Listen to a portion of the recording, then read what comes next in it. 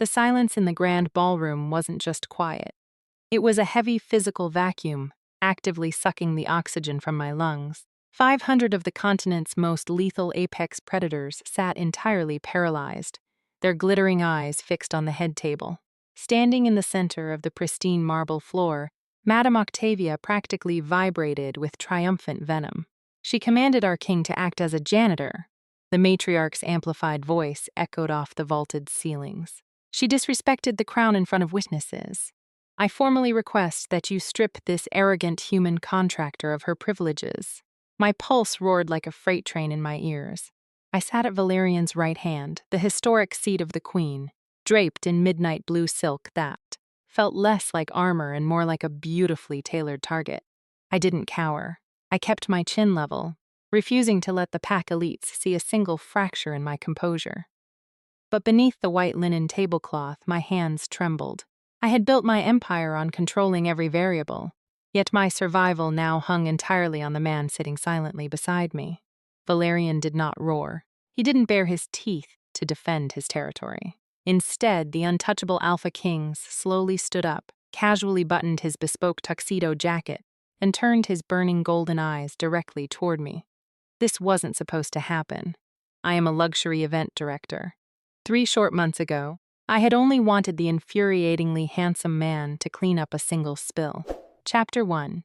The catering cart didn't just tip, it swan-dived. 72 crystal, flutes, and 3 gallons of vintage Pinot Noir violently exploded across the white marble of the St. Regis foyer exactly 4 minutes before the doors were supposed to open to the city's most ruthless elite. I didn't panic. I pivoted. I locked eyes with the broad-shouldered, impossibly tall man in the immaculate white dress shirt standing idly by the columns, clearly a slacking venue manager hiding from the chaos. I marched right up to his chest, pointed a manicured finger at the bleeding red puddle of disaster, and snapped, "Don't just stand there looking pretty.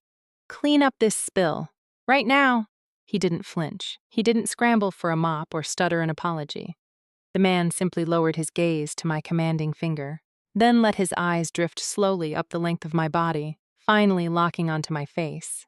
The corners of his mouth twitched, curving into a devastating, slow-burning smirk. "Is that an order, little tyrant?" he murmured. His voice was a deep, velvet rumble that vibrated straight through the floorboards and into the soles of my Jimmy Choos. "It's a directive," I shot back, tapping my earpiece to silence the frantic chatter of my event coordinators. "And unless you want me to personally ensure you never work in high-end hospitality again, I suggest you find some towels. We have seconds before the guests arrive." Instead of retreating toward the catering kitchens, he took a deliberate step forward, right into the shattered glass. The brutal crunch of his custom leather Oxfords, obliterating the crystal, was the only warning I got before 2 massive hands clamped around my waist. He didn't shove me aside, he lifted me. My breath hitched violently as my feet left the marble. For a terrifying, exhilarating second, I was completely airborne. I am not a woman who gets charactered. I dictate, I direct, and I control every variable in my orbit. Yet here I was, suspended effortlessly over a sea of red wine, my tailored blazer crushed against a torso that felt like carved granite. He smelled like expensive cedar, dark bergamot, and a suffocating amount of raw, unfiltered confidence. "Put me down," I hissed, my fingers digging into his broad shoulders purely on instinct to keep from falling. He stepped over the hazard with predatory grace and set me down gently on a dry, secure patch of the woven carpet. His large hands didn't immediately drop. They lingered on my hips, his thumbs pressing firmly against my ribs. "Don't ruin your shoes," he said smoothly, his golden eyes flashing with an intensity that made the air suddenly feel thick and unbreathable. "Those heels look entirely too expensive to be destroyed by someone else's incompetence."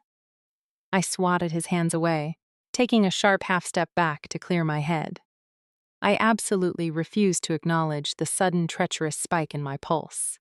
"My footwear is none of your concern. The floor is. I am running a multi-million-dollar charity gala, and I will not let it fail because you wanted to play savior instead of janitor." "Janitor," he repeated softly. The word rolled off his tongue as if he had never heard it spoken aloud before. He let out a low, rich laugh that made the fine hairs on my arms stand at attention. "You are phenomenally demanding."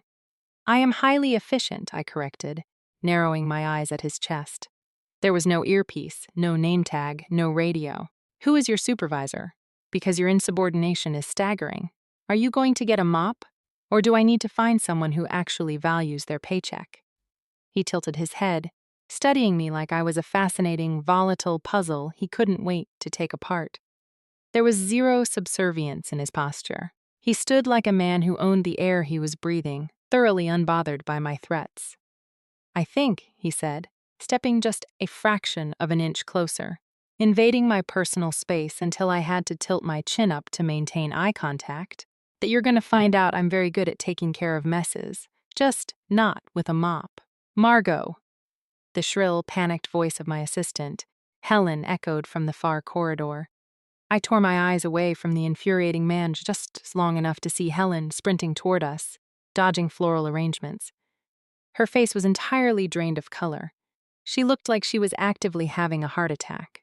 When I snapped my attention back, he was already walking away, casually slipping past the velvet ropes of the restricted VIP wing. "Hey, we aren't finished," I called out, my voice echoing off the vaulted ceilings. He paused, glancing over his shoulder. The smirk was back, sharper, darker, and infinitely more possessive. "Oh, I know, sweetheart, we haven't even started."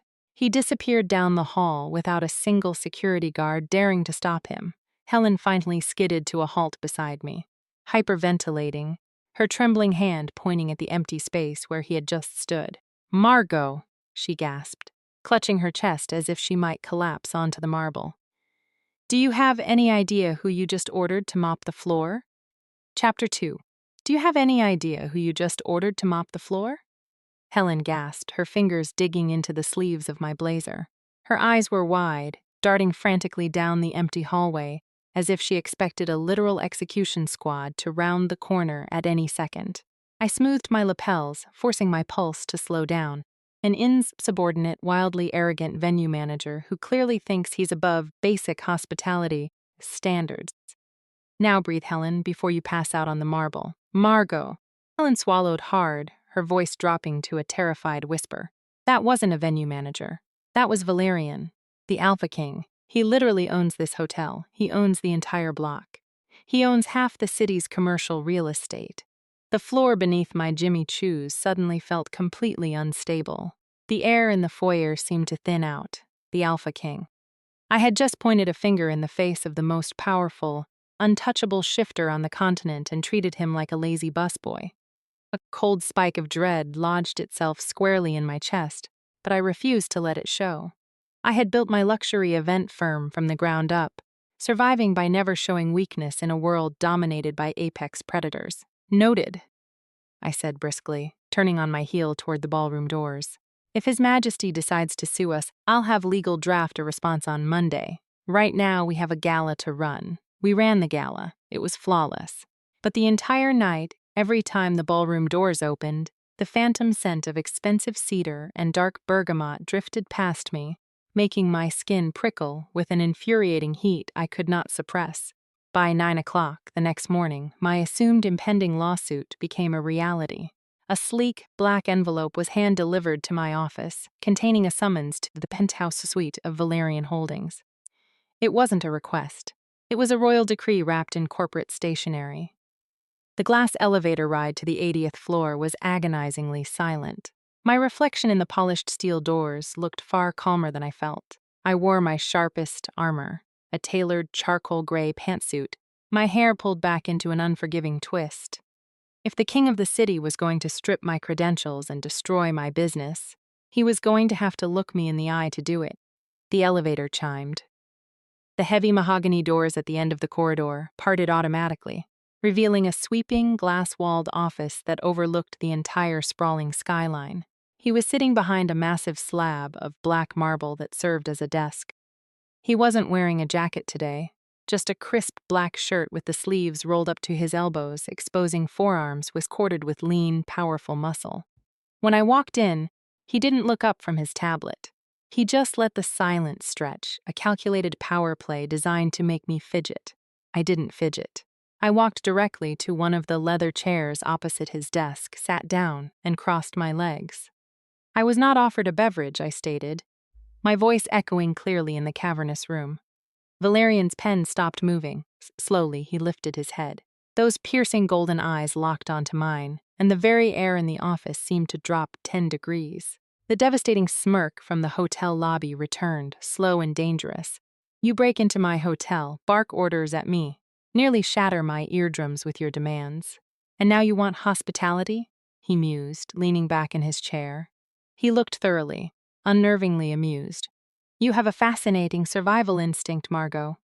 And you have a terrible floor staff, I fired back without missing a beat. If you own the St. Regis, you should know the catering company you contracted uses substandard cartwheels.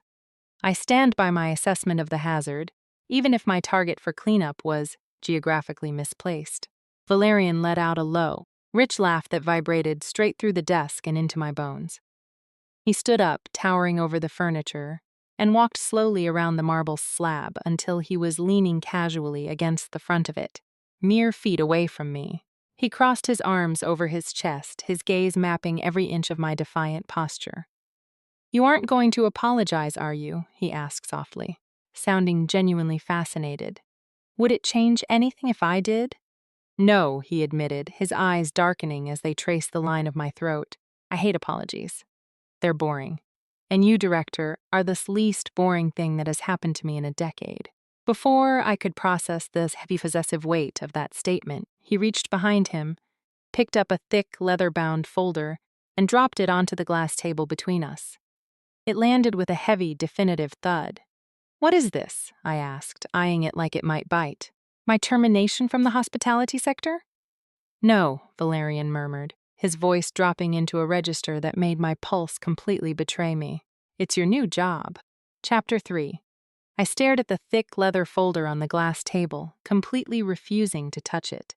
My firm is currently booked for the next 14 months, Mr. Valerian. I don't take walk-in appointments, and I certainly don't accept contracts from men who ambush me. I didn't ambush you. I summoned you, he corrected smoothly, his golden eyes glittering with dark amusement. And you will want to read it, I assure you. It's far more lucrative than whatever high society tea parties you've lined up for the rest of the year. My jaw tightened. I snatched the folder off the table and flipped it open, determined to find a flaw so egregious I could throw it back in his arrogant face. I scanned the first page. My eyes snagged on the compensation figure. I blinked, forcibly stopping myself from gasping aloud. The number printed in the bold black ink was staggering. It was enough to fund my entire agency for 5 years. A week-long PAC summit, I read aloud, forcing my voice to remain clinical and unimpressed. 5 distinct banquets, 3 diplomatic negotiation forums, full security logistics, luxury accommodations for 300 elite PAC dignitaries. And you want it executed in less than a month? I want it executed perfectly, he said, his tone entirely serious now. The predatory playfulness vanished, replaced by the sheer, unyielding dominance of a king. The regional PACs have been fracturing. This summit is a display of absolute power and unity. It cannot look hastily thrown together. It needs to be flawless, which means I need the most ruthless, uncompromising director in the city. He paused, his gaze dropping to my lips. I need the woman who ordered me to mop a floor. I ignored the sudden spike of heat in my veins and flipped to the next page. Clause 4, I stated, tapping the heavy parchment. It states that the lead director must relocate immediately to the primary summit venue for the duration of the planning phase. The venue is listed as the Obsidian Cliffs Estate. I looked up, glaring at him. I don't do residential captivity. I work out of my office. The summit takes place at my coastal estate, Valerian countered, pushing off the desk and taking a slow step toward me. The security protocols require the planner to be on site. The PAC elders will not tolerate an outsider coming and going as they please. You live at the estate, or the contract is void. He was testing me. He wanted to see if I would fold under the pressure of his world. I reached into my blazer pocket, pulled out my silver fountain pen, and uncapped it with a sharp click. I flipped to the back of the contract. With vicious, deliberate strokes, I crossed out a massive penalty clause regarding non-disclosure breaches, initialed the margin, and then signed my name on the final line in bold, unapologetic script. I stood up, closing the distance between us until my shoes were inches from his. I slapped the signed contract against his chest. I require a dedicated, soundproof office with a direct fiber optic line, I demanded, staring right into his golden eyes. I require full executive veto power over your kitchen staff, and if anyone in your pack touches my event schedules, I will fire them. Are we clear? Valerian didn't take the contract. He let it drop to the floor, his hands to lightly grip my waist, exactly as he had done at the hotel. My breath caught in my throat. Crystal clear, he murmured, his thumb brushing the edge of my blazer. Pack your bags, Director. The helicopter leaves in an hour. 2 hours later, the deafening roar of the helicopter rotors faded as we touched down on the sweeping manicured lawns of the Obsidian Cliffs estate. The change in environment was jarring. Gone was the sterile, predictable glass and steel of the city. Here, ancient stone walls rose against the jagged coastline, the air thick with the smell of salt pine and the terrifying, heavy atmosphere of old pack magic. As we stepped off the helipad, I pulled my trench coat tighter against the biting ocean wind. A line of estate staff stood at strict attention on the cobblestone driveway. They were impeccably dressed, but the sheer hostility rolling off them was palpable. They were traditional shifters, and I was a human outsider marching into their sacred territory. At the head of the line stood a tall, sneering older man in a tailored charcoal vest, the estate manager. Welcome home, Alpha. The manager bowed deeply to Valerian, then straightened, fixing me with a look of utter disgust. I assume this is the human contractor. I have directed the lower staff to prepare a cot in the secondary servants' quarters near the laundry wing. If she follows the basement corridors, she will not disturb the pack's sight lines. The disrespect was so blatant, so aggressively calculated, that it practically echoed over the crashing waves. I stiffened, preparing to unleash a verbal barrage that would make the man deeply regret waking up today. But I didn't have to. Where did you just instruct my lead director to sleep? Valerian's voice didn't rise in volume, yet it cut through the howling coastal wind like a physical blade. The temperature on the cobblestone driveway instantly plummeted. The sneering estate manager, who had stood so tall a second ago, suddenly looked as though all the oxygen had been vacuumed from his lungs. Alpha, the manager, stammered, his eyes darting frantically to the ground as his posture physically caved under the crushing weight of Valerian's aura. She is an outsider. A human pack law dictates that non-blooded contractors remain in the lower tiers to preserve the sanctity of the pack law. Valerian interrupted, taking a slow, terrifyingly measured step forward, is whatever I say it is. The entire line of staff flinched in unison. I stood perfectly still, my heart hammering against my ribs. I had known Valerian was wealthy, and I knew he possessed corporate power, but witnessing the raw, unshackled dominance of an alpha king in his own territory was entirely different. He wasn't just a billionaire. He was an absolute monarch, and his presence was suffocatingly lethal. Margot is the architect of the summit. She speaks with my voice. She commands with my authority, Valerian stated, his golden eyes burning with a dark, unyielding fire as he stared down the trembling manager. She will be taking the platinum suite in the east wing, adjacent to my own, and you, Marcus, will be taking the next ferry back to the mainland. You are dismissed. Alpha, please, gasped, dropping to his knees on the hard stone. I have served this estate for 20 years. Then you should have learned how to greet my guests, Valerian replied coldly, turning his back on the groveling man. He looked at me, the terrifying fire in his eyes instantly smoothing out into a calm, protective warmth. Come inside. It's freezing. I followed him through the massive oak doors into the grand foyer, my mind racing. I was not a woman who needed a knight in shining armor. I fought my own battles, and I won them. Being defended so publicly, so ruthlessly, made me feel incredibly off balance. I didn't need you to do that, I said quietly, as the massive doors slammed shut behind us, cutting off the sound of the ocean. Valerian paused at the base of a dual-winged staircase. He turned to face me, sliding his hands into his pockets. Do what? Fire an incompetent manager? Shatter your own hierarchy just to prove a point, I corrected, crossing my arms defensively. I am perfectly capable of putting staff in their place. If you fight my battles for me, they will never respect me. They'll just fear you. A slow, devastating smirk spread across his face. He stepped into my space, smelling of the coastal storm outside and that intoxicating dark cedar. Margot, they are wolves. They respect power. I simply made sure they understood exactly where yours comes from. Now, go unpack. We have work to do. By midnight, the sprawling estate was entirely silent. I had commandeered the glass-walled conservatory at the back of the manor, transforming the beautiful moonlit botanical room into a war room. Massive blueprints of the Highland venues and catering schematics were spread across a long oak drafting table. I was exhausted, but my brain refused to shut off. I leaned heavily against the edge of the table, tracing a logistical flaw in the seating chart with my red pen, when the quiet sound of footsteps against the stone tiles made me jump. Valerian walked in. He had traded his crisp button-down for a simple dark gray cashmere sweater that hugged his broad shoulders far too perfectly. In his hands, he carried 2 steaming porcelain mugs. "You're going to burn yourself out before the dignitaries even arrive," he said softly, setting a mug down right next to my blueprints. I glanced at the cup, then up at him. "I don't burn out, I compartmentalize.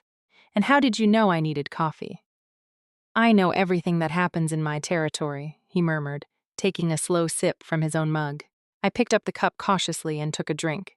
It was flawless, black no sugar, exactly 2 shots of espresso. I stared at him, unnerved. "Are you secretly having me surveilled, or did you just guess?" He didn't answer. Instead, he stepped around the drafting table, closing the distance between us until he was standing directly behind me. I froze. The heat radiating off his body chased away the midnight chill of the glass room. He braced his large hands on the edge of the oak table, effectively trapping me between his arms. "What are you looking at?" he asked. He wasn't looking at the blueprints. He lowered his head, his mouth hovering just an inch from the sensitive skin just beneath my ear. His deep voice dropped into a dark, possessive purr that sent a violent shiver straight down my spine. "Director? What exactly is the penalty for distracting you?" The deep, resonant purr of his voice vibrated directly against my spine. For a fraction of a second, my brain short-circuited. The sheer heat radiating from his chest felt like a physical weight pressing into my back, and the intoxicating scent of dark cedar and coastal rain threatened to drown out every rational thought I possessed. I took a sharp breath, forced my spine steel straight, and slowly turned around. It was a massive, tactical error. Turning meant I was now trapped completely between the heavy oak drafting table and the immovable, towering wall of muscle that was the Alpha King. We were inches apart. I had to tilt my chin up just to meet his gaze, which was practically glowing with dark, predatory amusement in the dim light of the conservatory. "Immediate termination," I answered smoothly, refusing to step back or break eye contact, followed by a heavily publicized lawsuit for breach of contract and emotional distress. Valerian's lips twitched. He leaned heavily on his hands, trapping me further within the cage of his arms. "You can't fire me, Margot. I own the contract. I own the company that issued the contract. I own the table you're leaning on." "Technicalities," I dismissed, my voice steady despite the frantic drumming of my pulse. "If you ruin my seating chart, I will absolutely fire you from your own estate. Now, step back, you're blocking my light." He didn't step back. Instead, he chuckled, a low, rich sound that seemed to echo off the glass ceiling above us. He shifted his weight, his shoulder brushing mine, as he looked down at the sprawling blueprints I had bled red ink over for the past 3 hours. "You've placed the Vanguard Pack delegates at the tables closest to the Northern Terrace doors," he noted, his tone shifting effortlessly from lethal flirtation to sharp, analytical command. "That's a mistake. They are historically volatile and despise feeling cornered. Putting them near the boundary lines will make them paranoid." I grabbed my red pen, tapping the precise circle I had drawn around their designated tables. "It's not a mistake, it's a calculated containment strategy. The Vanguard delegates are volatile, yes, which means they are the most likely to cause a scene. The northern doors don't lead to the boundary line, they lead to the enclosed hedge maze. If they decide to throw a tantrum and storm out, they won't disrupt the main summit. They'll just get lost in the topiary for 45 minutes until they calm down. Valerian went completely still. Slowly, he turned his head to look at me. The amusement in his eyes had vanished, replaced by a look of profound, burning fascination. He stared at me like I was the most dangerous, brilliant thing he had ever encountered. "You weaponized my garden," he murmured softly. "I optimized your garden," I corrected, capping the pen with a sharp snap. "I don't leave variables to chance, Valerian. If your pack leaders want to act like spoiled children, I will treat them like it. My events run on a militant schedule. I am not having a multi-million-dollar negotiation derailed because someone felt slighted over the appetizer selection." A heavy drop of rain hit the glass roof above us, followed by another. Within seconds, a fierce coastal downpour began drumming against the conservatory, enclosing us in a cocoon of white noise. The sudden acoustic shift made the space feel infinitely smaller, infinitely more intimate. Valerian raised his hand. For a panicked second, I thought he was going to touch my face. Instead, his long fingers bypassed my cheek and plucked the red pen directly out of my grip. "You play an incredible game of defense, Margot," he said, his voice dropping an octave as he leaned directly over my shoulder. His chest pressed flush against my back again, his breath hot against the shell of my ear. He uncapped the pen and reached across me, dragging a stark red line straight through the center of my meticulously planned high table arrangements. "Hey," I gasped, twisting to grab his wrist. "What are you doing?" "Showing you how to play a fence," he whispered, his grip on the pen unwavering as his other hand came to rest heavily on my hip, anchoring me in place. "You're trying to contain them. But if you want to truly survive this summit, you have to break them before they even sit down." The pristine, sun-drenched terrace of the Coastal Country Club was a stark contrast to the shadowy intimacy of the estate's conservatory. But the atmosphere was infinitely colder. I sat rigidly on the edge of a velvet chaise lounge, a porcelain teacup balanced perfectly on my saucer. Across from me sat Madame Octavia, a high-ranking matriarch whose smile was as sharp as broken glass, flanked by 5 equally venomous pack elites. They had summoned me under the guise of reviewing the daytime venue aesthetics, but it had taken exactly 4 minutes for the ambush to begin.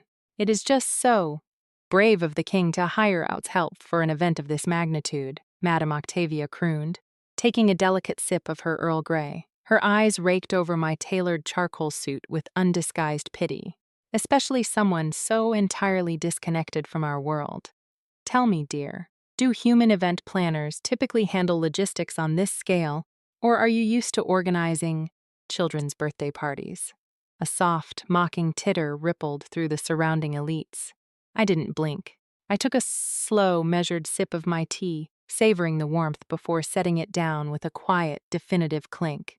"My firm specializes in crisis management and elite coordination, Madame Octavia.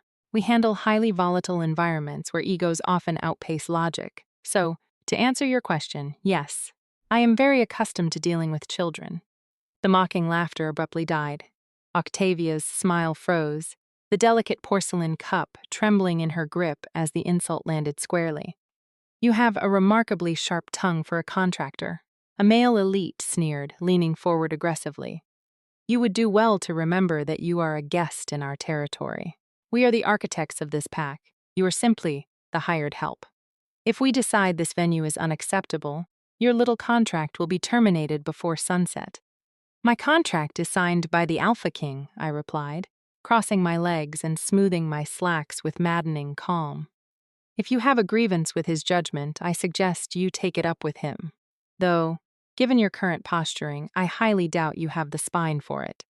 Octavia's eyes flashed with genuine predatory rage. "You insolent little—" The heavy mahogany doors of the terrace swung open with such violent force they cracked against the stone walls. The deafening sound shattered the tension like a gunshot. The entire terrace went dead silent. The air pressure plummeted instantly, making my ears pop. Valerian stepped out into the sunlight. He wasn't wearing his usual relaxed luxury wear. He was in a sharply tailored, pitch-black, 3-piece suit that radiated an aura of terrifying, absolute dominance. His golden eyes swept the terrace, cold and unyielding, until they locked onto me. Every single shifter on the terrace immediately scrambled to their feet, bowing their heads in frantic submission. Even Octavia dropped her gaze, the blood draining completely from her aristocratic face. I was the only one who remained seated. I picked up my tea and took another sip. Valerian walked slowly across the stone tiles, completely ignoring the bowing elites.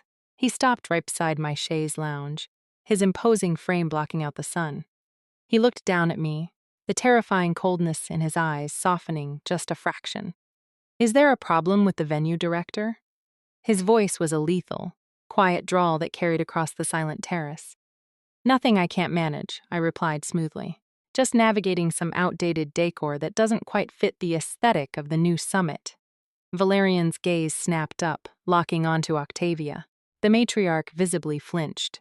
He didn't yell, he didn't posture, he simply reached down, resting his large hand protectively on the back of my chair. "Which one?" Valerian asked me softly, though the promise of violence in his tone was undeniable.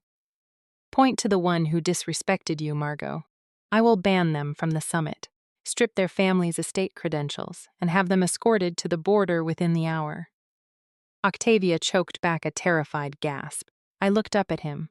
My heart was hammering a frantic rhythm against my ribs. The sheer, overwhelming power he was casually offering to wield on my behalf was intoxicating, but I refused to become a damsel in his court. "That won't be necessary," I said clearly, standing up to meet his eye. "I fight my own battles, Valerian. I don't need you to clear the room for me." Valerian stared down at me, his jaw tightening as a fierce, possessive fire flared in his golden eyes. "I know you don't need me to," he murmured, his voice dropping so low only I could hear it. "But you are going to have to get used to the fact that I am going to do it anyway." "Absolutely not. It is entirely inappropriate for the orchestrator of an event to draw focus from the dignitaries." I requested charcoal, navy, or black, sharp lines, structural tailoring. "This is a summit, Monsieur Gerard, not a coronation." I stood in the center of the estate's opulent drawing room, crossing my arms as I glared at the towering three-way mirror. The Parisian tailor, a frantic man who had been flown in via private jet that morning, wrung his tape measure between his hands. "But, mademoiselles," Gerard pleaded, gesturing wildly to the racks of garments his assistants had wheeled in, "you have the bone structure of a goddess. To put you in a severe corporate box for the grand banquet is a crime against fashion. The king explicitly instructed." "The king is paying you to dress his pack leaders," I interrupted cleanly. "I am paying you to dress me. I am staff. I wear armor. Bring me the double-breasted black wool suit." The heavy oak doors to the drawing room clicked open. Gerard is correct. The black suit makes you look like you're attending a funeral. I spun around. Valerian leaned casually against the doorframe, his hands tucked into the pockets of his dark trousers. He had clearly just returned from a run. His hair was slightly damp, and his Henley shirt clung unapologetically to the hard lines of his chest. He looked entirely too comfortable, entirely too relaxed, and entirely too dangerous to my plummeting blood pressure. "My wardrobe is not subject to executive oversight," I snapped, turning my glare back to the mirror. "My authority relies on professionalism. If I show up to the final banquet looking like a socialite, the matriarchs will tear my logistical commands to shreds. They won't tear anything to shreds, because they will be too busy choking on their own envy," Valerian replied smoothly. He pushed off the doorframe and walked slowly into the room, his eyes scanning the racks of exquisite garments. He waved a dismissive hand at the row of severe business suits I had selected. "Remove those." "Excuse me?" I bristled, stepping forward. "You heard him. Pack them up." Gerard hissed joyfully to his assistants, immediately sweeping the black garments away before I could grab them. Valerian stopped in front of a covered garment bag at the very back of the rack. He unzipped it slowly. "You think severe lines and neutral colors are armor, Margot. You think hiding your femininity makes you unassailable. It doesn't. In my world, true power doesn't hide in the shadows of a ballroom." He pulled the hanger from the bag. The fabric caught the light of the crystal chandelier, and my breath physically caught in my throat. It was a gown of deep midnight blue silk. It had no heavy embellishments, no ostentatious jewels. It was pure, liquid architecture, The bodice was structured with sharp, lethal precision, designed to corset the waist before falling into a dangerous sweeping silhouette that commanded absolute attention. It was not a dress meant to blend in. It was a dress meant to conquer. Valerian stepped into my personal space, holding the hanger up. His golden eyes were dark, tracking the flush of heat I knew was rising up my neck.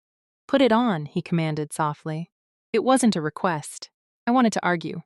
I wanted to snatch the black wool suit back and firmly re-establish my professional boundaries. But staring at the liquid silk, and then up into the burning intensity of his gaze, I snatched the hanger from his hand without a word and retreated behind the heavy velvet dressing screen. My hands shook slightly as I navigated the intricate silk ties. Stripping off my tailored blazer and button-down felt like shedding my only defense mechanism. When I finally let the silk cascade over my hips, the heavy, cool fabric molded to my frame like a second skin. It didn't make me feel exposed. Shockingly, as I smoothed my hands over the structured bodice, I felt untouchable. I took a deep breath, stepped out from behind the velvet screen, and walked toward the three-way mirror. Valerian was standing by the fireplace, pouring a glass of bourbon. The moment I stepped into his line of sight, the crystal decanter slipped from his grip, slamming onto the marble bar with a loud, ringing crack. He didn't notice the spilled liquor. He froze completely, his entire body going terrifyingly rigid. The calm, unflappable facade of the Alpha King instantly shattered. He crossed the room in 3 long, predatory strides, stopping mere inches from me. He didn't touch me, but the heat radiating from him was suffocating. His gaze slowly dragged from the hem of the silk up the curve of my waist, beating frantically at the base of my throat. "You are entirely wrong," Valerian whispered, his voice incredibly hoarse as he stared down into my eyes. "You aren't staff, and wearing that. God, Margot, you have no idea how dangerous you look." "You are entirely wrong," Valerian whispered, his voice incredibly hoarse as he stared down into my eyes. "You aren't staff, and wearing that. God, Margot, you have no idea how dangerous you look." I couldn't breathe. The oxygen in the room had evaporated, replaced by the heavy, intoxicating gravity of his stare. Every instinct I possessed screamed at me to step back, to throw a blanket over the silk, to hide behind my clipboard and my spreadsheets. But the fierce, rebellious streak that had built my empire refused to let me break eye contact. I lifted my chin, matching his intensity. Before I could form a response that wouldn't betray the frantic hammering of my pulse, the heavy double doors of the drawing room violently burst open. "Margot." Helen practically skidded across the Persian rug, clutching a glowing tablet to her chest like a shield. She took one look at Valerian's lethal, interrupted posture and squeaked, taking a rapid step backward. "I am so sorry. I am so sorry, Alpha. But it's the maritime supplier. The crystalline ice sculptures and the imported truffles for the opening reception are stuck at the coastal border." The romantic tension shattered instantly, replaced by the icy rush of professional adrenaline. I snapped my gaze to Helen. "Stuck? They were cleared by customs 3 days ago. I filed the paperwork myself." "The supplier is refusing to release the cargo," Helen stammered, her eyes darting nervously toward Valerian. "He found out who the client is. He knows it's the King Summit.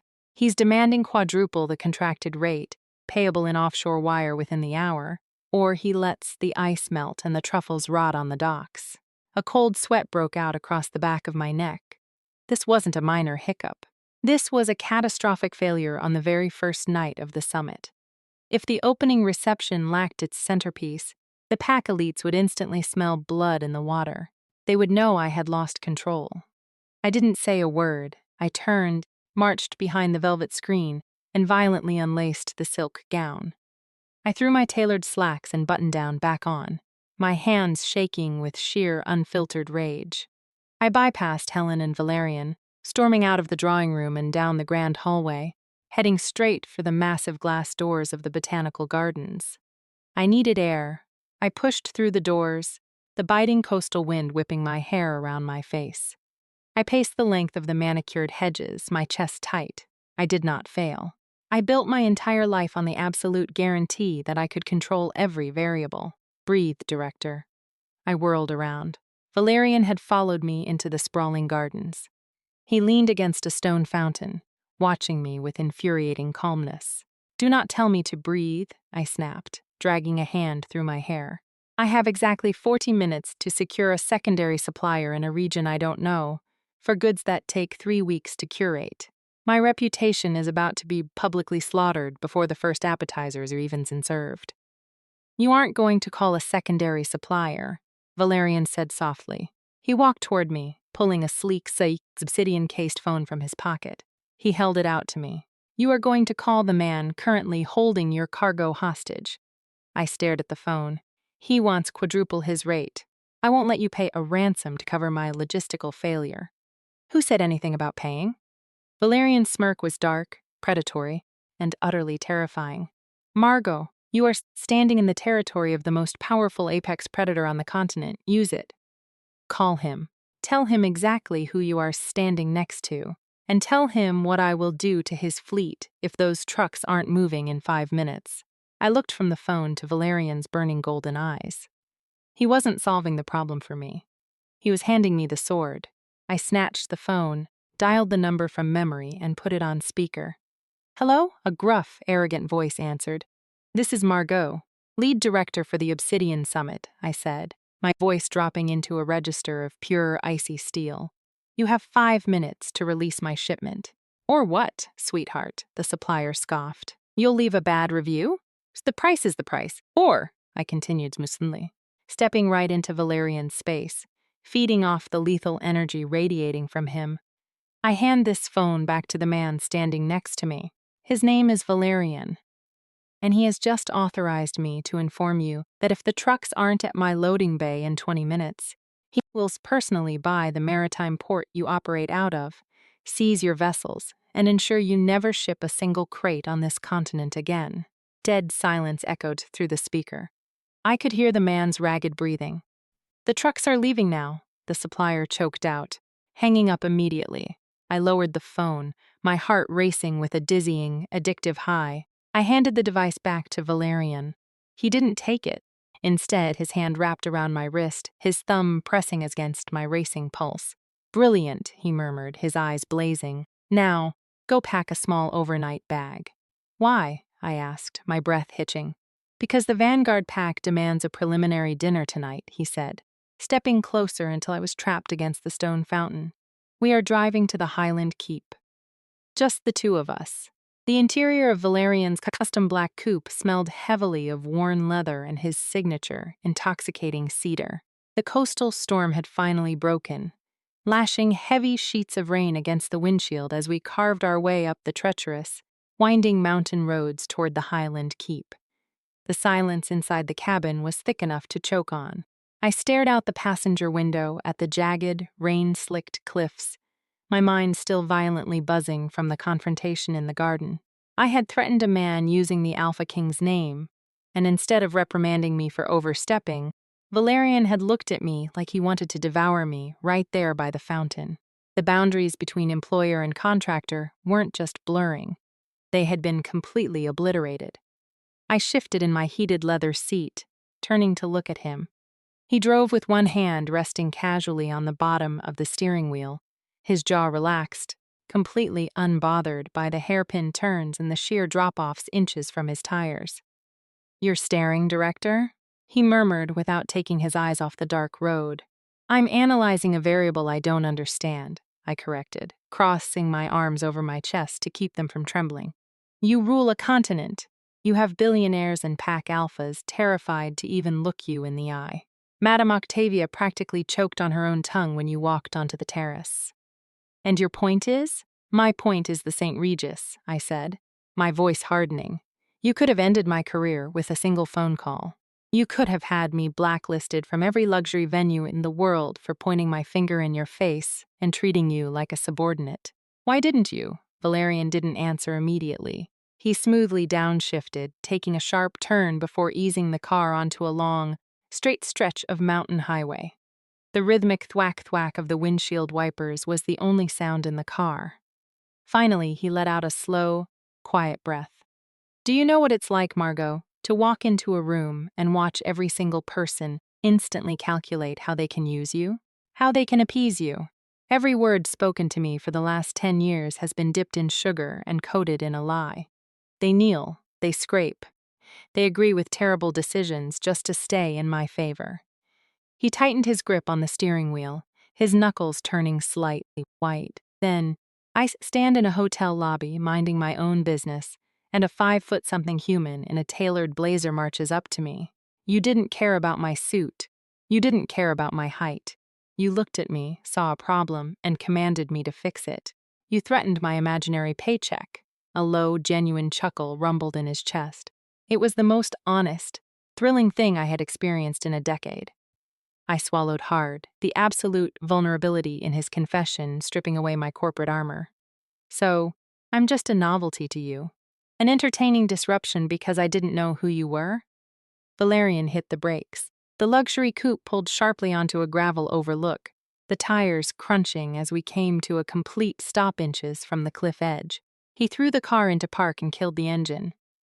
The sudden silence was deafening, save for the rain hammering the roof. He unbuckled his seatbelt and shifted his entire body to face me. The golden glow of his eyes cut through the shadows of the cabin. You were a disruption in the lobby, he said, his voice dropping into a dark raw whisper as he reached across the console. His large hand gently cupped the side of my face, his thumb brushing over my cheekbone. The touch sent a violent jolt of electricities straight to my core. But when you looked me in the eye the next morning in my office, knowing exactly who I was, and you still refused to back down, that is when you became an obsession. My breath hitched.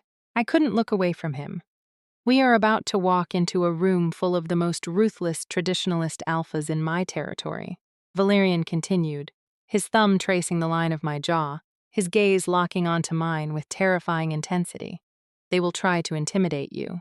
They will try to make you feel small. He leaned in, his lips hovering a millimeter from mine. Do not bow to a single one of them, Margot. You answer to no one in that room.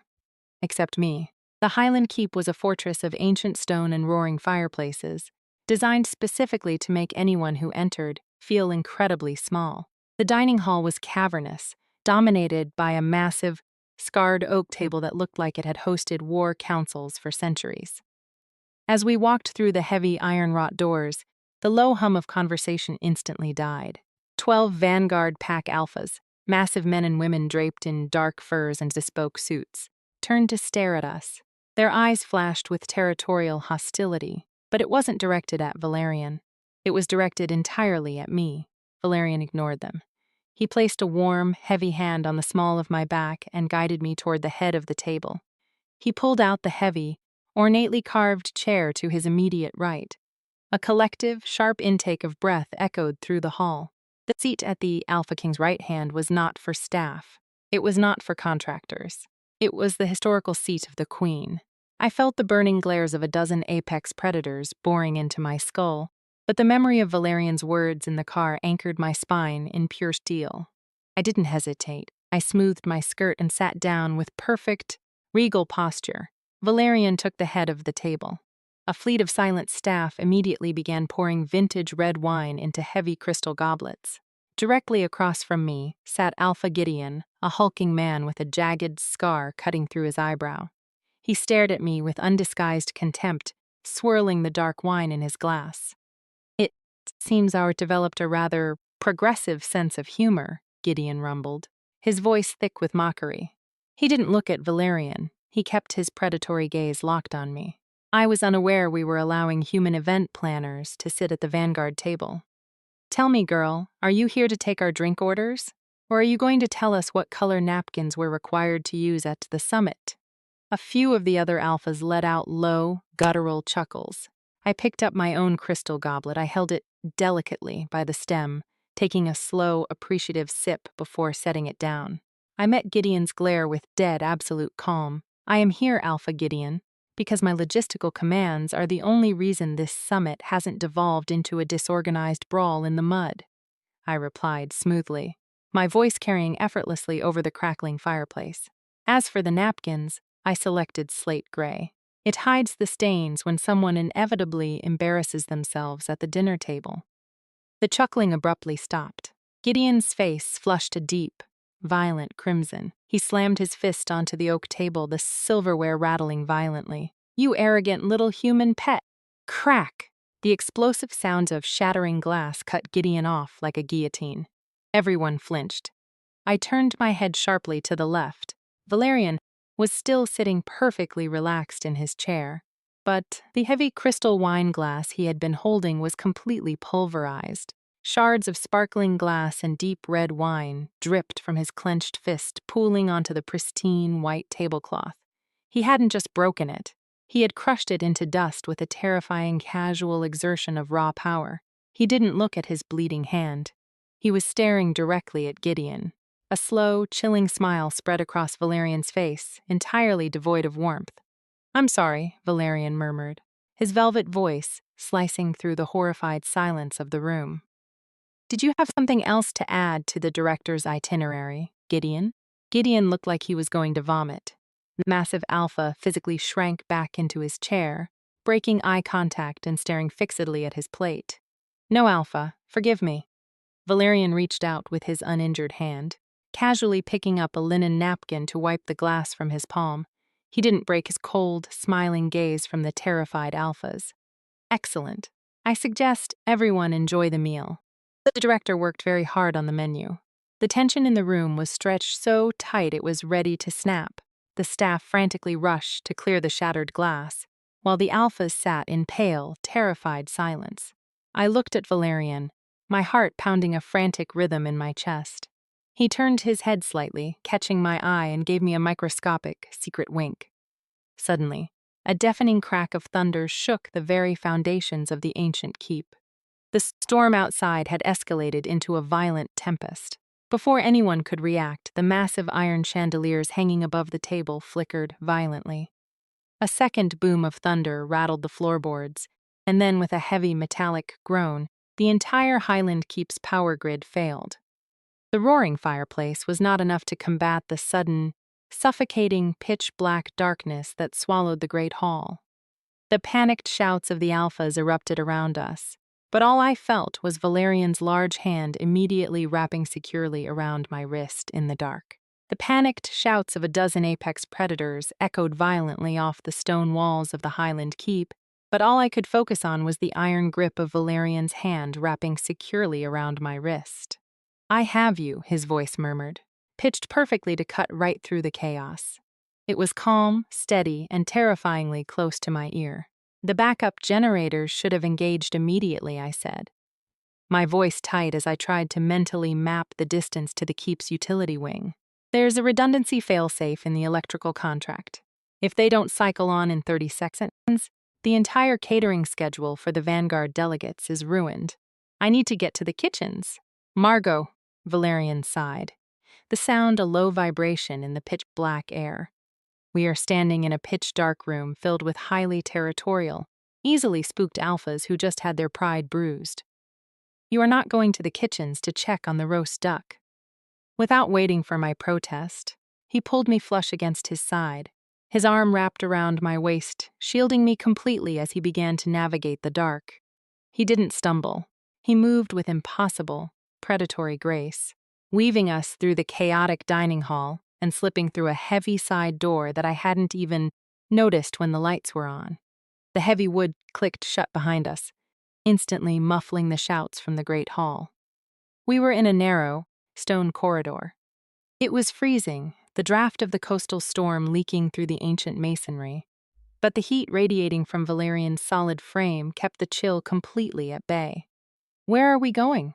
I whispered, my free hand blindly gripping the lapel of his suit to anchor myself. "My private wing," he replied smoothly, leading me up a winding spiral staircase. "The staff will handle the breaker boxes. Your only logistical priority right now is not breaking your neck on these stairs." "I don't break my neck," I grumbled, my Jimmy Choos clicking rhythmically against the stone. "I wear sensible heel heights for volatile environments." A low chuckle vibrated against my hand. "Sensible. Right. I'll be sure to note that the next time you point those stilettos at my floor staff." We reached a landing. I heard the scrape of a heavy latch, and then we stepped into what felt like a massive, cavernous room.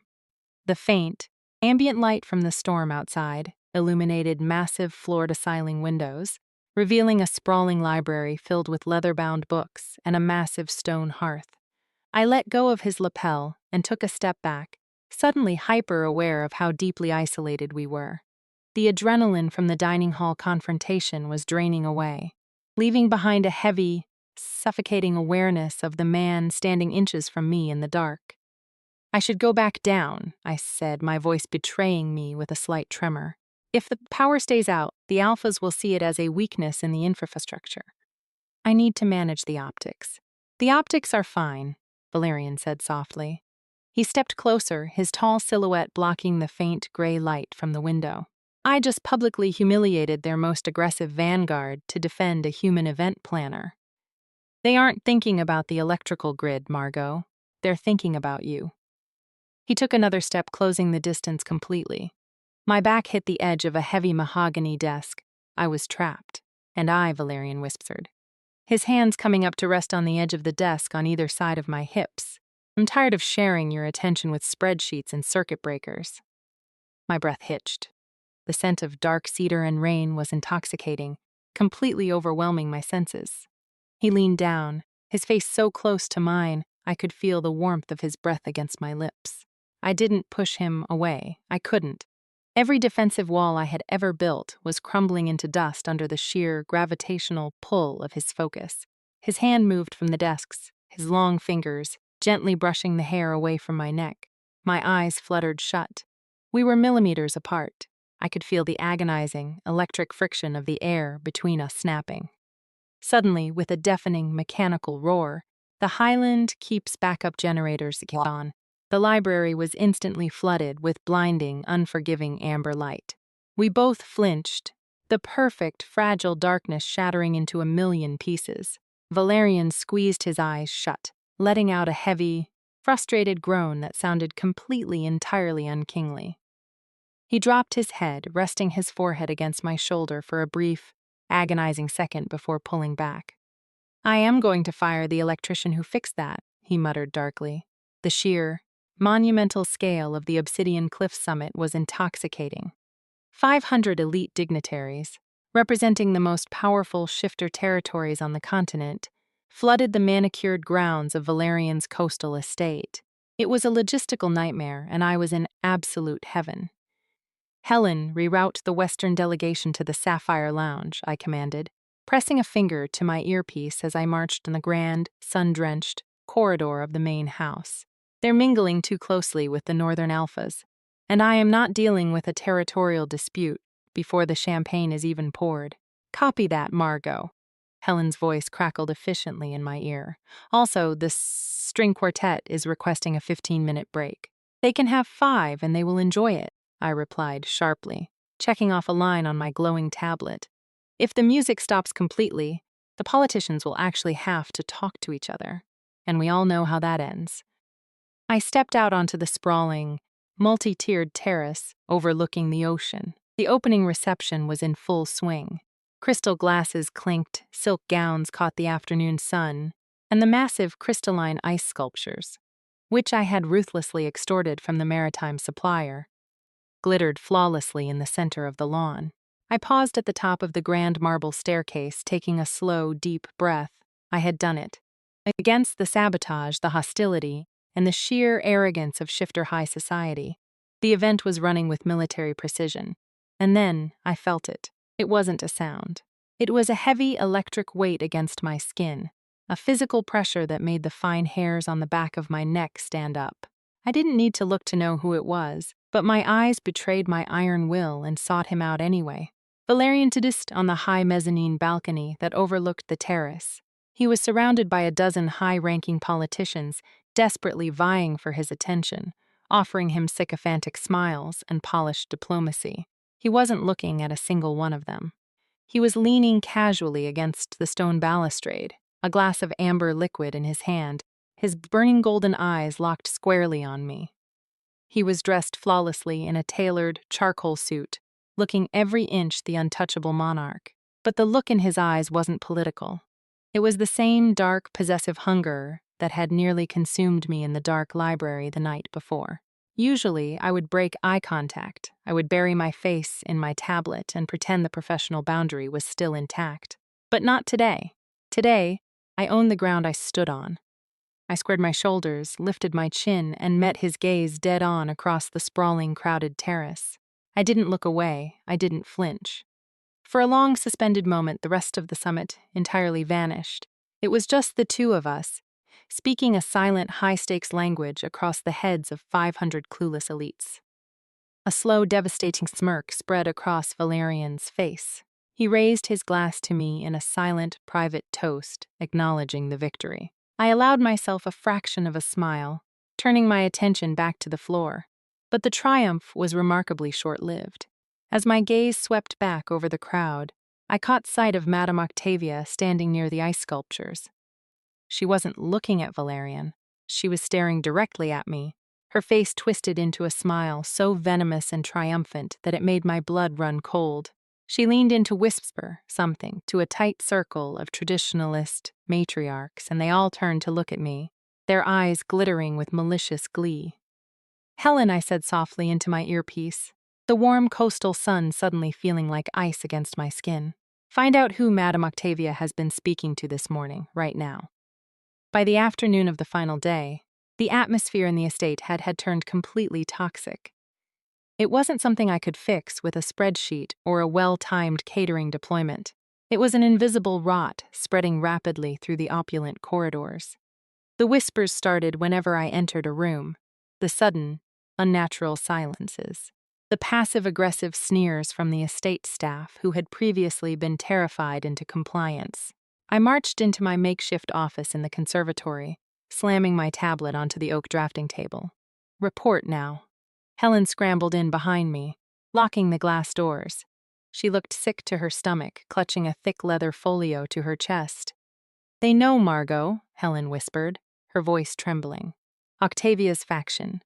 They dug into the background of the St. Regis gala. They interviewed the hotel staff. They know exactly how you met the king." I gripped the edge of the drafting table, my knuckles turning white. And they are twisting it," Helen said, tears brimming in her eyes. "They aren't just saying you were disrespectful. They're telling the entire pack hierarchy that you're an arrogant, classless human who purposefully humiliated the Alpha King in his own territory, and that you've used some sort of illicit manipulation to keep him from executing you." The traditionalists are furious. They view it as a direct insult to the crown. A cold, heavy stone of dread dropped perfectly into the pit of my stomach. My reputation, the pristine, untouchable empire I had built on absolute professionalism, was being dragged through the mud of shifter politics. They couldn't attack my work, because the summit was flawless, so they were attacking my survival. "Octavia is forcing a confrontation," I deduced coldly, my mind racing through the tactical variables. "She wants to isolate me. She wants the pack to demand my head." "It's worse," Helen choked out, opening the folio. "The agenda for tonight's final banquet just updated in the master ledger. Madame Octavia has formally requested the floor for the opening toast. Tradition dictates the king cannot deny a high-ranking matriarch the floor." I stared at the glowing schedule. The trap was perfectly laid. Octavia was going to use the grandest stage of the summit, with every pack leader present, to publicly broadcast the janitor incident. She was going to frame it as treason, cornering Valerian into a position where he would be forced by pack law to publicly reprimand me or risk looking weak to his vanguard. "Margot," Helen said softly, "we can pack up. The main contract is fulfilled. We can take the helicopter back to the city right now before the banquet starts. You don't have to sit there and let them slaughter you. Run." The logical, self-preserving instinct screamed at me to run, to pack my bags, retreat to my glass tower in the city, and pretend none of this ever happened. I could leave Valerian to his wolves and his politics. But the memory of his hand gripping mine in the dark, the unyielding warmth of his absolute faith in me, violently rejected the idea. I was not a woman who fled from a fight.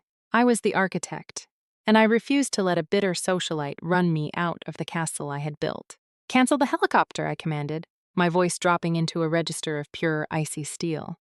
Helen blinked, stunned. "Margot, they will humiliate you." "They can certainly try."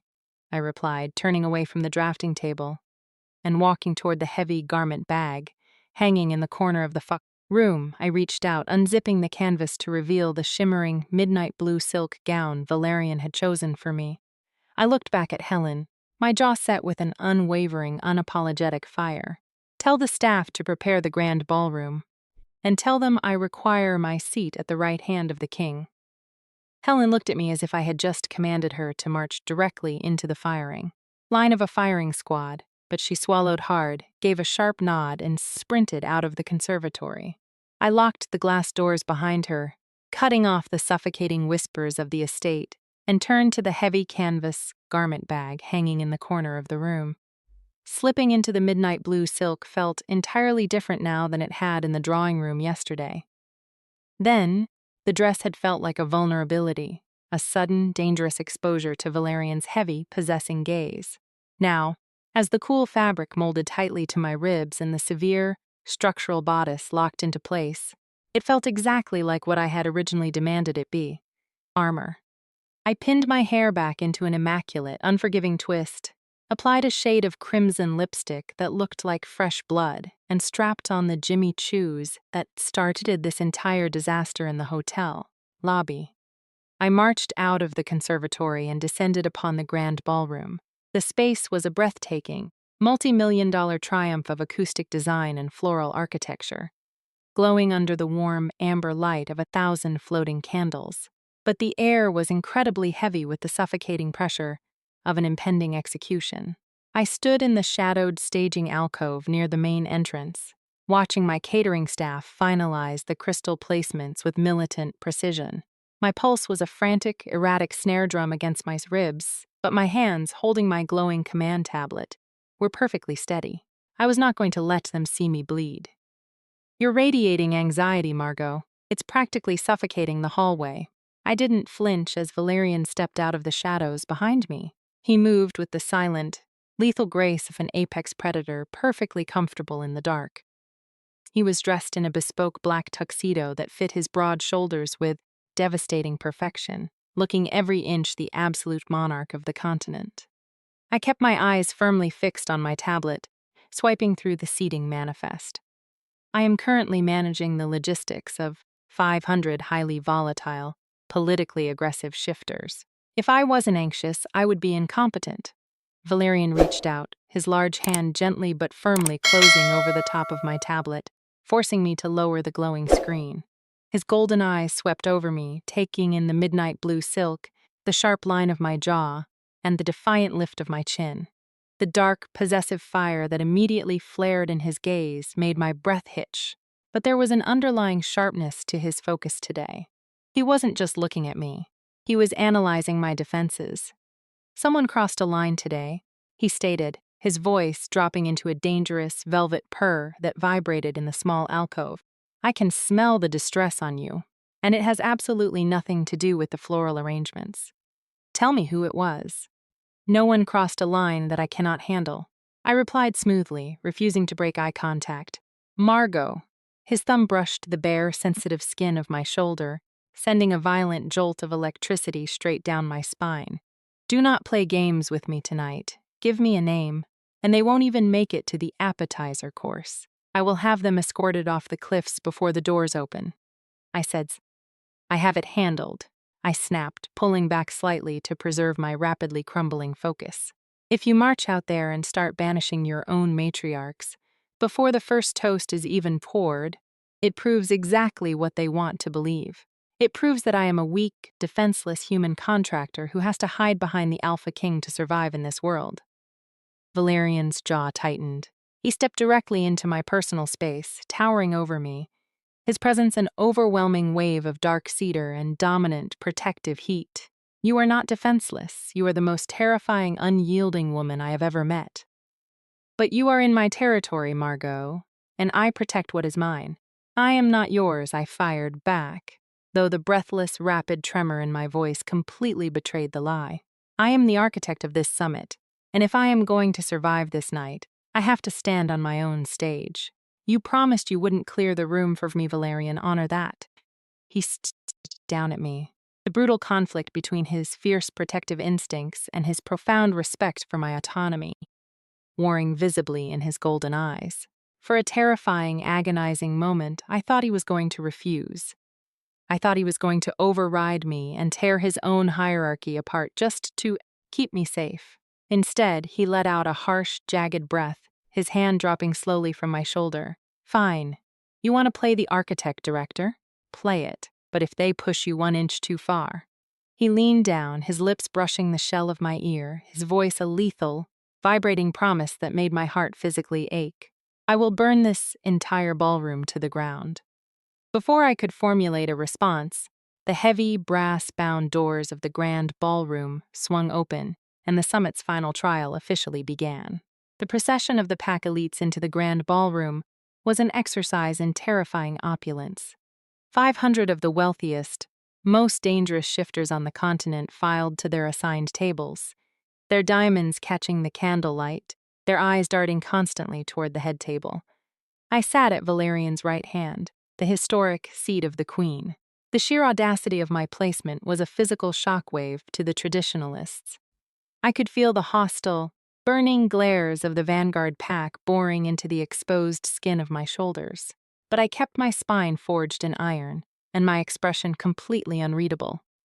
I drank my wine, signaled the catering staff with subtle hand gestures, and orchestrated the complex, multi-course meal flawlessly. I refused to let them see me sweat. Valerian sat directly beside me, acting as a silent, imposing guardian. He engaged in sparse political conversation with the visiting alphas, but his physical focus never once left my vicinity. His hand rested casually on the arm of my chair, his thumb occasionally brushing the silk at my waist.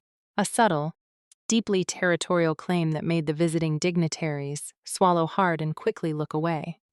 The dinner concluded. The plates were cleared with militant precision, and the heavy, agonizing silence of the transition period descended. It was time for the formal toasts. My chest tightened until I could barely draw breath. I subtly adjusted my posture, preparing for the strike. Madame Octavia stood. The lead matriarch wore an emerald green gown and a smile so saturated in venom it could have easily killed a lesser woman. She tapped her crystal flute with a silver spoon. The high, chiming sound echoed sharply through the cavernous ballroom, instantly silencing the low hum of conversation. 500 apex predators turned their attention to the open floor. "My king," Octavia began, her amplified voice echoing smoothly over the pristine acoustics I had personally engineered.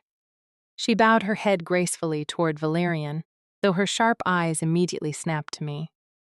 "Honored delegates, we gather to celebrate the absolute power and unity of our great packs.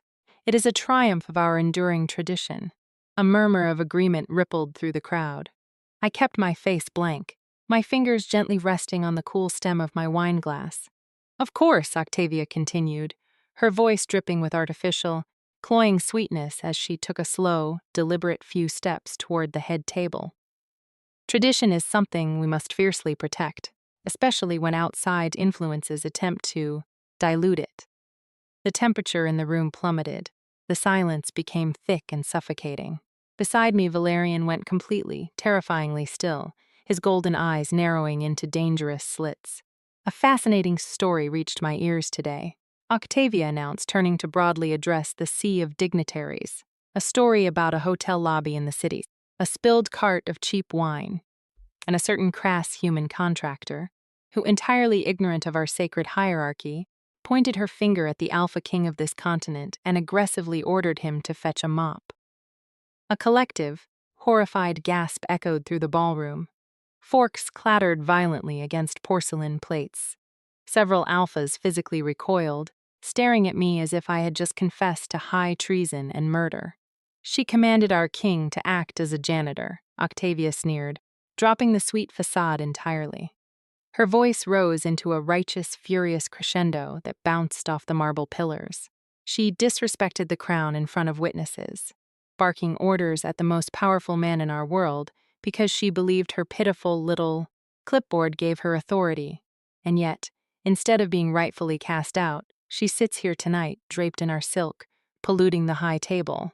My pulse roared like a freight train in my ears, but I did not break. I looked Octavia dead in the eye, my posture immaculate, refusing to give her the satisfaction of seeing me cower. Octavia turned violently toward Valerian, raising her glass in a twisted, challenging mockery of a salute. "We are wolves, my king. We do not bow to human insolence. To allow this arrogant disrespect to go unpunished is a devastating insult to the dignity of every pack represented in this room. I formally request, in front of the vanguard, that you restore the sanctity of your crown and strip this contractor of her unearned privileges." The ballroom was entirely paralyzed. 500 powerful shifters held their breath, their eyes pinned exclusively on the Alpha King, waiting for the execution order.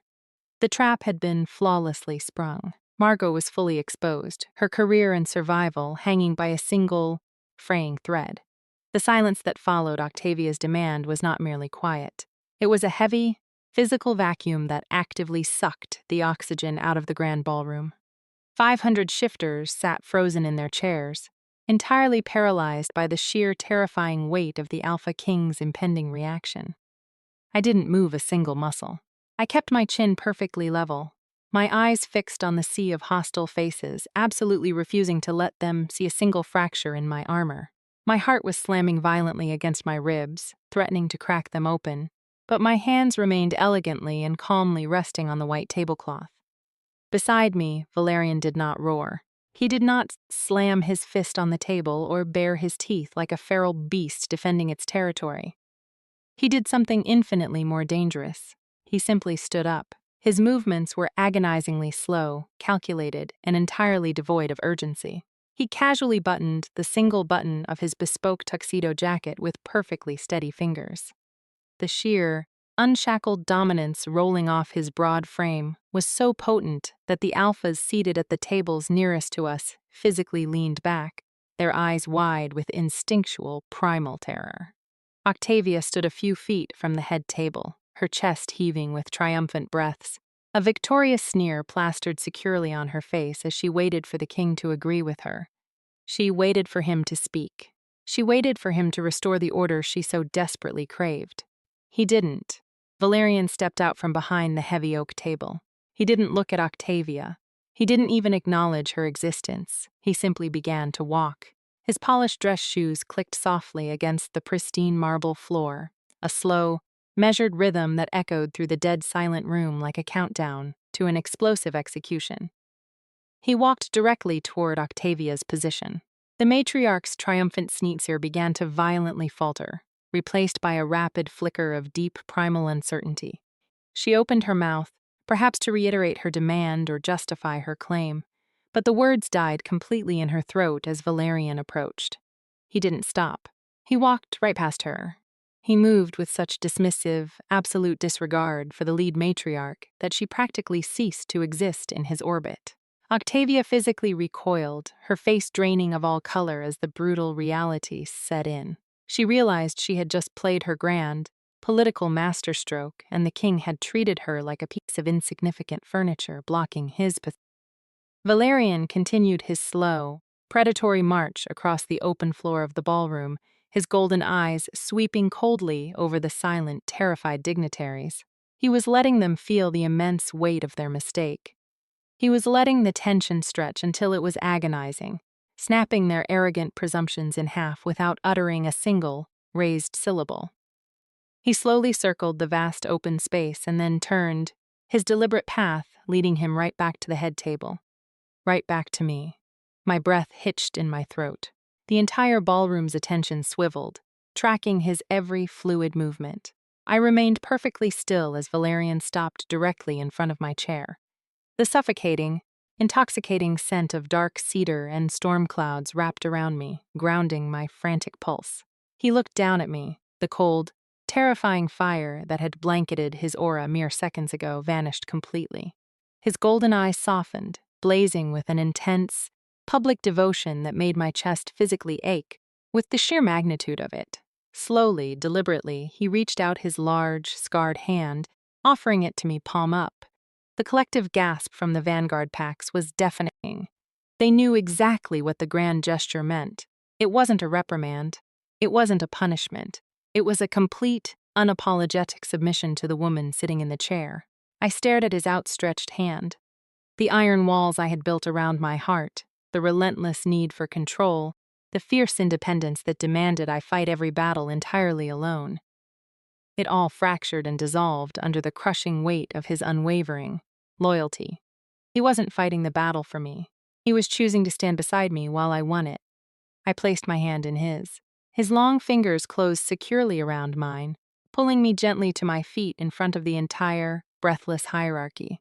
His long fingers closed securely around mine, pulling me gently to my feet in front of the entire, breathless hierarchy. I stood tall. The midnight blue silk of my gown rustled softly in the dead quiet of the ballroom. He didn't let go of my hand. Instead, he lifted it slowly. His golden gaze never wavered from mine as he bowed his head and pressed a deliberate, reverent kiss against my knuckles. The touch of his lips was a physical brand against my skin. It sent a violent jolt of electricity straight to my core, a definitive, explosive answer to every whispered rumor and hostile glare in the room. A high-ranking alpha near the front row actually dropped his fork. It shattered the silence, clattering against his fine china plate like a gunshot. Valerian finally broke eye contact with me, turning his lethal attention to the crowd. He reached over to the center of the head table, plucking the sleek silver microphone from its stand with his free hand. He didn't raise his voice. He didn't need to. His tone was smooth, dark velvet, but it carried the undeniable weight of an executioner's blade. Madame Octavia is entirely correct. Valerian's voice vibrated through the speakers, washing over the terrified room. The story she just shared with you is not a rumor. It is an absolute fact. Octavia, still standing completely ignored near the center of the floor, suddenly looked less like a victorious matriarch and more like a woman who had just stepped onto the trigger of a landmine. Her emerald gown seemed to swallow her as she shrank under the terrifying weight of his calm validation. The elite sitting at her table physically leaned away from her, instantly abandoning the sinking ship. Months ago, Valerian continued, his thumb gently stroking the pulse point at my wrist, in the lobby of a hotel I own, an exhausted, fiercely dedicated event director mistook me for a negligent employee. She pointed at a hazard on the marble floor, and she commanded me to clean it up. He paused, letting the reality of his words sink into the rigid minds of the traditionalists.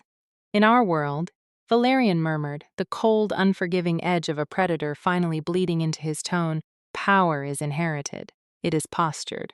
It is demanded through fear, lineage, and spilled blood.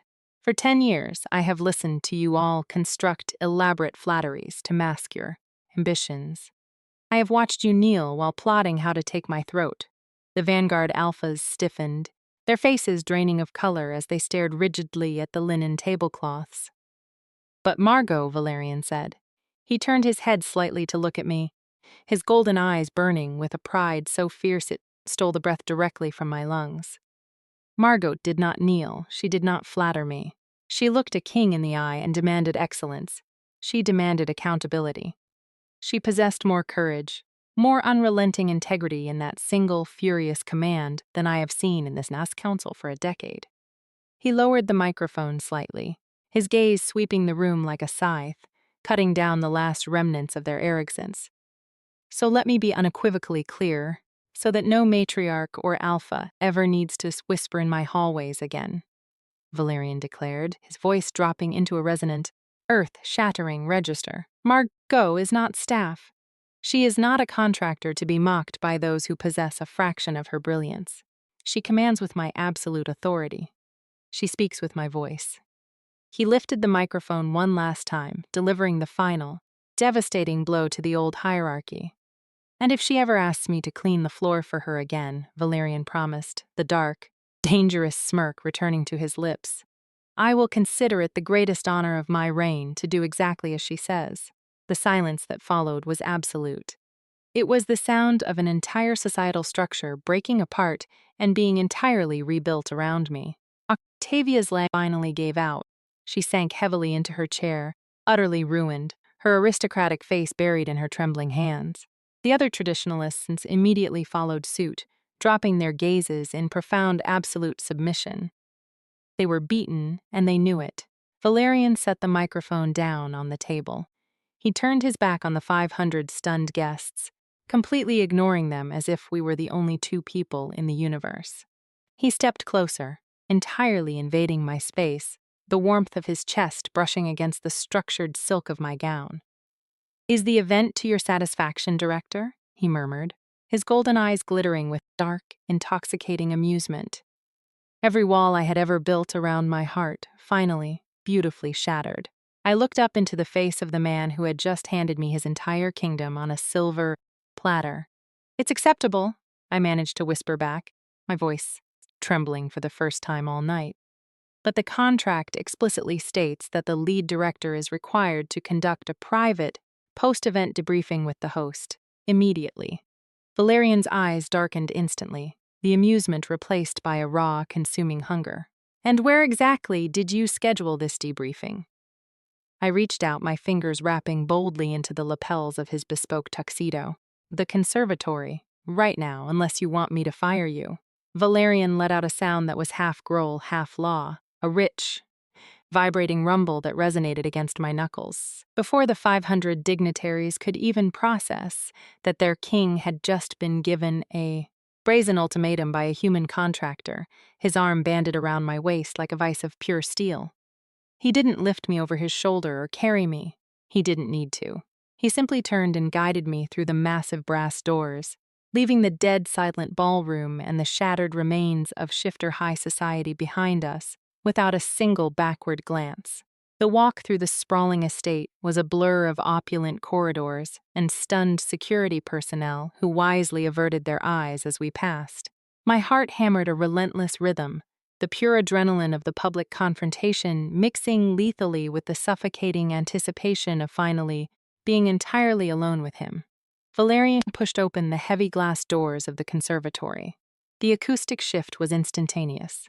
The stifling, political pressure of the grand summit vanished, replaced entirely by the rhythmic, soothing crash of the coastal waves against the cliffs outside, and the quiet drum of residual rain sliding down the glass roof. The sprawling space was lit only by the pale, ethereal glow of the moon, casting long, silver shadows across the botanical gardens and illuminating the large oak drafting table in the center of the room. He let the doors click shut behind us, the lock engaging with a heavy, definitive thud. I stepped out of his hold, suddenly needing a fraction of an inch to breathe and steady my spinning mind. I walked over to the drafting table. Resting perfectly in the center, bathed in the moonlight, was the thick leather folio containing the master logistics for the Cesian summit. "The final banquet is underway," I said, my voice betraying a slight, betraying tremor as I rested my hand on the cool leather cover. I didn't look at him. I stared at the contract that had dragged me into his dangerous world. "The accommodations are secured. The PAC delegations have formally acknowledged your unity directive. By every logistical metric, the event is a flawless success." Valerian moved silently, coming to stand on the opposite side of the oak table. He didn't look at the folio, he only looked at me. "I am aware." "Clause 12, I continued, tracing the edge of the folder, forcing myself to state the terrifying, clinical reality of the situation. "Upon the commencement of the final banquet, my contractual obligations are officially fulfilled. My firm is fully compensated. I am technically free to leave. The helicopter is fueled and waiting on the western pad." The silence that stretched between us was agonizing. I had spent my entire adult life building iron fortresses around my independence, ensuring that no one could ever hold leverage over me or dictate my future. Leaving was the safe, logical, professional move. It was how I survived. But as I looked up across the table, meeting the burning, relentless devotion in Valerian's golden eyes, survival suddenly felt entirely inadequate. I didn't want to just survive anymore. "Are you resigning, Director?" Valerian asked.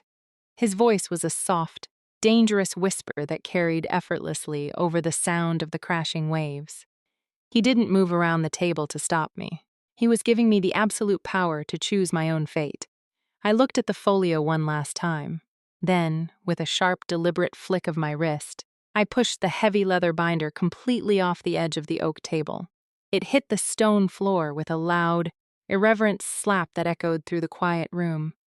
"I don't resign," I stated, my chin lifting as I met his gaze head-on. allowing the last of my defensive walls to crumble into dust. And I don't run from a hostile takeover, especially when I'm the one conquering the territory. Valerian's calm facade violently snapped. He didn't walk around the drafting table. He moved with blinding, predatory speed, sweeping me up by the waist and pulling me flush against his chest. My gasp was instantly silenced by his mouth crashing down on mine. There was no hesitation, no gentle preamble. It was a collision of absolute equals. The kiss was commanding, intensely possessive, and wildly intoxicating, tasting of expensive wine and dark, unfiltered desire. My hands immediately flew up, burying themselves in his dark hair, gripping him with the same fierce intensity he was using to anchor me against him. He backed me up, lifting me effortlessly until I was seated on the edge of the drafting table, right where the contract had been mere moments before.